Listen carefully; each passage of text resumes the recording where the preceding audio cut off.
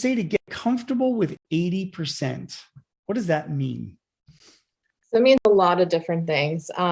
To start with, it means, can someone do this 80% as well as I can? And is that good enough, to your point, right? Sure.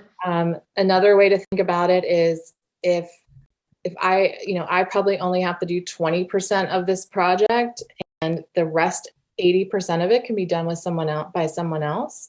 So like sort of rethinking one big project into smaller chunks that you have to do. And then, one thing I like to do is have people start things for me. So like if they can get it 80% of the way, I only have to come in and do my last 20%.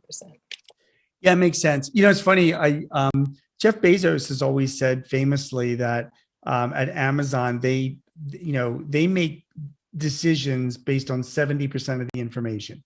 In other words, like if you've got 70% of the information, that's enough for him to make a decision to go, which is close to 80%. So, it's, I think that's such a, people that resist delegating, and this goes back to self-sabotaging, they want everything to be like 100%. We live in such an imperfect world, that your comment of saying like, listen, if I'm confident this person can do at least 80% of how I would do it, that's a pretty damn good start. Do you know what I mean? That you can build on, right?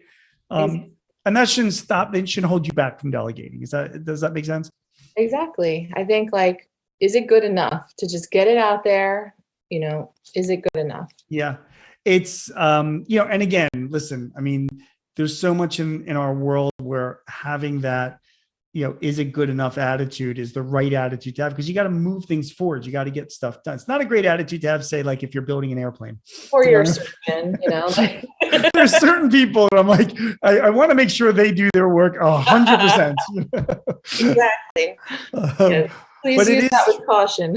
Yeah, that's exactly it. But then, so, and as I mean, as an engineer, people that you've dealt with in the engineering world, there's certain things that should be done 100%. But I think having that attitude is really important. One other of the 5 golden rules, and by the way, guys, you can read all the 5 golden rules in Emily's book, but one other one I just want you to comment on quickly, Emily, is you said commit to the boring stuff. What do you mean by that? Yeah, this is a tricky one. So the boring stuff makes up such a large part of our businesses. And typically as leaders, especially as we start to delegate more and more, it's like we just kind of want to write that off and forget that those things still need to be happening. So it's actually a better way to probably phrase it is like commit to the administrative work that still needs to happen in your company. And as a leader, sort of like make sure that the team doing that work is supported. All right, that makes sense. Throughout this book, you talk about freedom. I mean, it's you do your freedom analysis exercise, and by delegating, you're freeing up your time to do stuff that is more towards what your impactful contribution should be. It's all it's about that. And you have in the last section of this book, like executing this, a delegate freedom system, to delegate. And you have 5 steps for putting this system together. You focus, you evaluate, you prioritize, you then hand it off, and then you get feedback.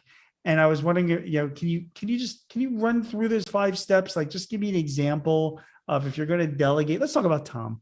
If you're going to delegate something, how would you use those 5 steps in real life? Yeah, I mean, in all my work with delegation, I found that there really wasn't a system out there that was like simple 5-step system to follow to think about how to do this. So we created it, or I created this.